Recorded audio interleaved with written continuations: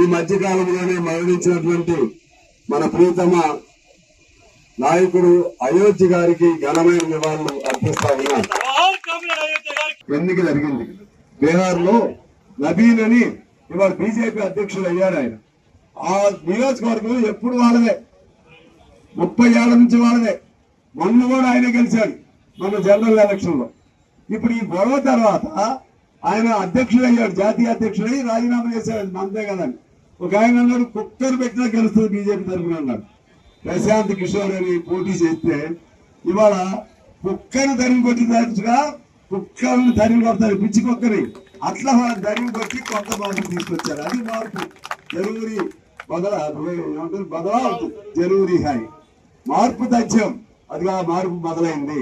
అందువల్ల మీ అందరినీ కోరుతున్నాను. ఇక్కడ మన పెనపాక నియోజకవర్గం సంబంధించి చాలా మంది అనుకోవచ్చు కమ్యూనిస్ట్ పని అయిపోయిందని.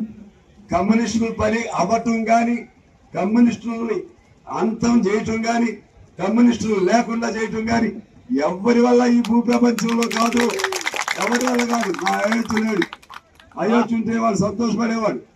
అయోధ్య లేకపోయినా ఇంతమంది వందలాది మంది ఉన్నారు. నేను లేకపోయినా ఉంటారు. మా కొమరయ్య గారు లేకపోయినా ఉన్నారు. గిరి ప్రసాద్ గారు లేకపోయినా ఉన్నారు. రజపతి గారు లేకపోయినా ఉన్నారు.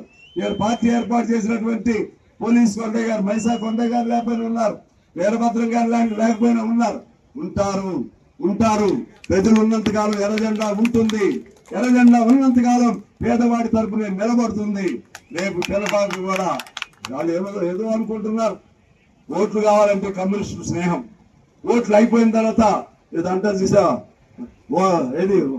ఏడు దాటే వరకు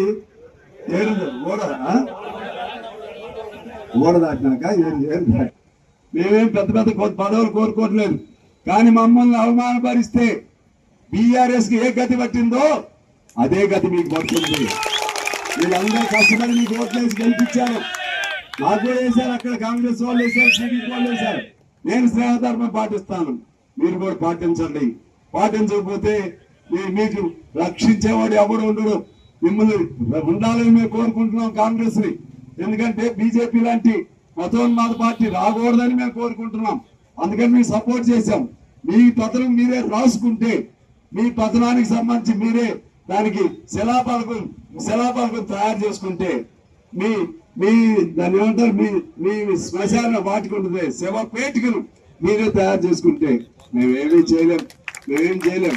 అందుకని చెప్తున్నాను, కమ్యూనిస్టుల్ని వీళ్ళేముందని చిరంజీవి సినిమా డైలాగ్ చూసావా, ఒక్కే కదా అని పీకితే పీక కోస్తామని. అదే పద్ధతిలో ఒక్కే కదా, కమ్యూనిస్టే కదా, వీళ్ళు 10 మందే కదా అనుకుంటే ఈ 10 మంది చాలు మీ సంగతి చూస్తారని చెప్పి తెలియజేస్తున్నాను.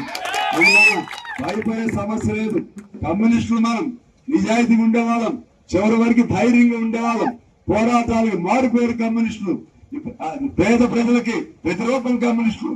ఎక్కడ ఇబ్బంది వచ్చినా, ఎక్కడ సమస్య వచ్చినా, ఎక్కడ అన్యాయం జరిగినా ఉండే జెండా ఎర్ర జెండా.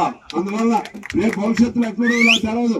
అవసరమైతే పినపాకు కూడా పోటీ చేయాల్సి వస్తే మళ్ళా కూడా పోటీ చేయడానికి సిద్ధంగా ఉంటామని చెప్పి తెలియజేస్తూ మీ అందరికీ హృదయపూర్వక నమస్కారాలతో సెలవు తీసుకుంటాం.